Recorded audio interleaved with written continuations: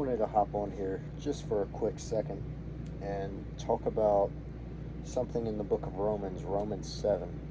I've heard a lot of people over the years talk about Paul in Romans 7 is just sin waiting to happen. He's doing the things he doesn't want to do, he's not doing the things he wants to do, and he's just stuck in this battle of sin.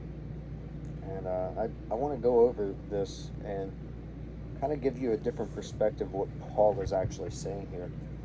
Because a lot of people use this as, oh yeah, see, we're always going to fall, we're always going to be sinners. And, you know, when you read all of Romans together, it's actually saying something a little bit different.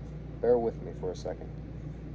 Read this yourself, but I'm just going to read out of the New King James, starting at verse 14. He says, "For we know that the law is spiritual, but I am carnal, sold under sin. For what I am doing, I do not understand. For what I will to do, that I do not practice. But what I hate, that I do. If then I do what I will not to do, I agree with the law that it is good. But now it is no longer I who do it, but sin that dwells in me. For I know that in me," and then he says, "that is in my flesh. For I know that in me, that is in my flesh, nothing good dwells." Watch. So he's talking about being in the flesh. "For to will is present with me, but how to perform what is good I do not find. For the good that I will to do, I do not do. But the evil that I will not to do, that I practice. Now if I do what I will not to do, it is no longer I who do it, but the sin that dwells in me." I want to stop right there, because he's talking about in the flesh. He says, "that is in my flesh." And then he goes, "For to will is present with me." He's talking about being in the flesh. Now, if you go back here to verse 5, he says, "For when we were in the flesh, the sinful passions which were aroused by the law were at work in our members to bear fruit to death. For when we were in the flesh." So here Paul is talking about being in the flesh, and these are the character traits of being in the flesh. But verse 5, he says that we were in the flesh, so we're not in the flesh anymore. And I'll prove that, because if you go over here to verse 8, he says, or go to chapter 8, he says that the righteous requirements of the law are fulfilled in us who walk not according to the flesh, but according to the Spirit. Now he says, "Because the carnal mind is enmity against God, for it is not subject to the law of God, nor indeed can be. So then those who are in the flesh cannot please God. But you are not in the flesh, but in the Spirit, if indeed the Spirit of God dwells in you. And if anyone does not have the Spirit of Christ, he is not his." So look, if we're in the flesh, we can't please God. It also says that those who walk according to the flesh set their minds on the things of the flesh, and it leads to death. So Paul is talking about that body of death in Romans 7, the things I don't want to do, because he was in the flesh.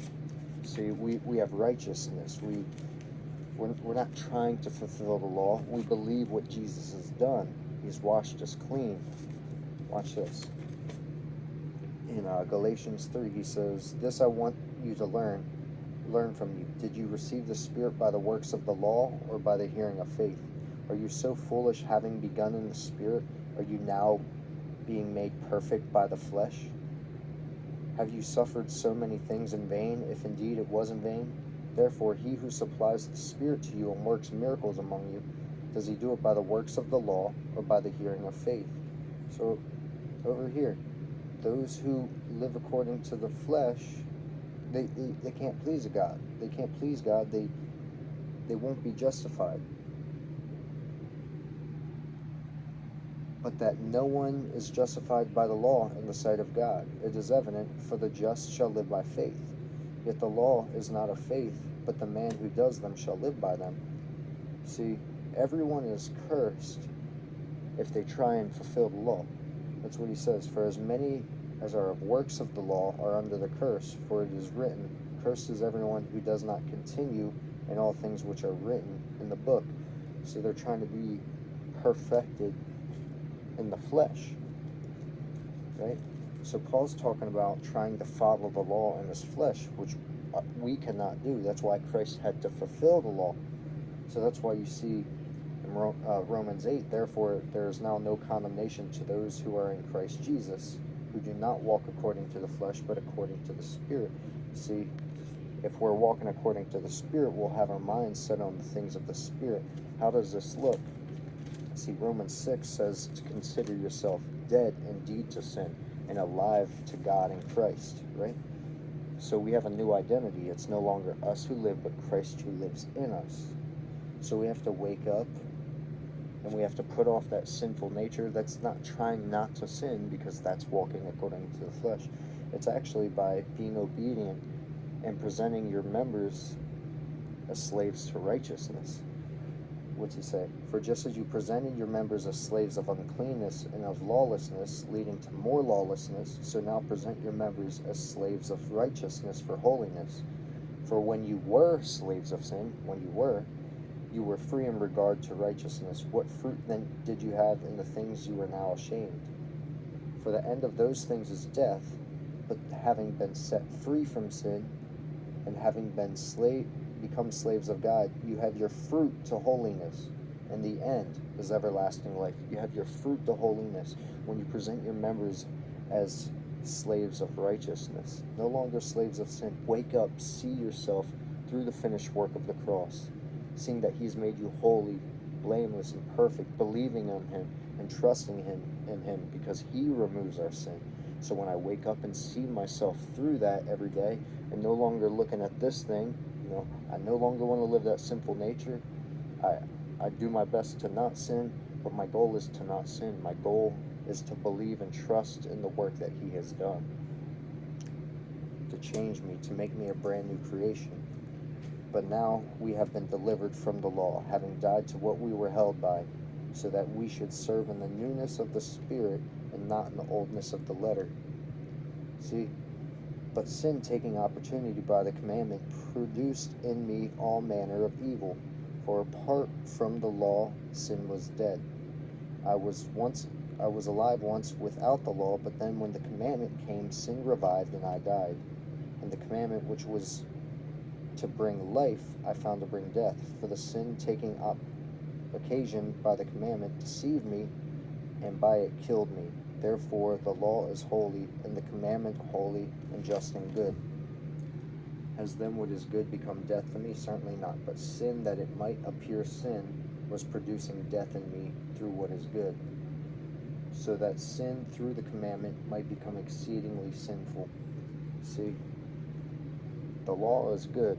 We want to follow the law. We want to do good, but we can't do that in our strength. So we're not trying not to sin. We're trying to believe everything that Christ has done. And when you do that, you produce the fruit to holiness. Because when I try not to sin, and then I sin, it brings death. But the Spirit has brought life and righteousness and holiness. So I want to live by the Spirit and no longer by the flesh. See, in the flesh, you can just walk in sin, just be fleshly, or you can try and fulfill the law in your flesh. But no one can be justified by the flesh, because if you've sinned once, you've sinned against him. So the only way to be righteous is through Christ. So Paul is talking about trying to fulfill the law in his flesh. That's what Paul is talking about. Trying hard to follow the law. But when you walk by the Spirit and you believe the things of God, you believe that he's made you righteous. You believe that he's made you a loving person. You believe that he's made you holy and blameless. You believe that he has made you a person who's not yelling at your wife. You believe that he's made you a person who does right to his neighbor. You believe that, and you put that old man off and put that new man on. You'll become that creation by faith, and at some point there's going to be a switch in your life where you're going to see a change in your life, and you didn't even do anything to become it. It's just the Spirit of God actually working in you, and you renewing your mind, and God's actually changing you. See, Jesus dying on the cross is not a license to sin. It's actually a license to become what he has paid for. See, I'm already perfect. I'm already holy and blameless in God's sight. He wants me to see that, receive that by faith. And the more I grow up into this new identity, the more my life is going to change and shift and become more like him. So I can't beat myself up. I definitely won't give myself a license to sin. I'll definitely reject sin, but I'm not trying not to sin. I'm believing the finished work of the cross. God bless.